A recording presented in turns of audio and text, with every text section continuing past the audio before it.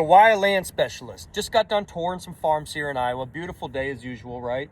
But anyway, recently I had a buyer client that wanted to go look at a particular farm for recreational purposes. And upon some of my due diligence and research, I found that the coal rights, the mineral rights, did not sell with that property. Somebody else owned those rights, which is not common for Iowa. So I reached out to the listing agent. The listing agent had no clue about this, right?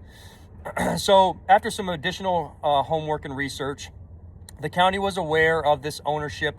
However, they didn't have an answer on, did this ownership expire and what was the access to those minerals, what that looked like as far as, county ordinances and regulation and whatnot, right?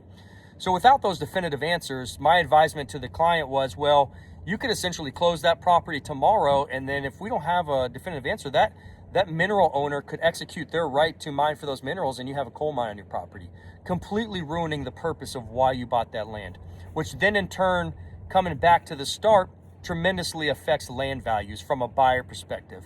And that advisement should have been given to a landowner to list the property, because that's a big deal.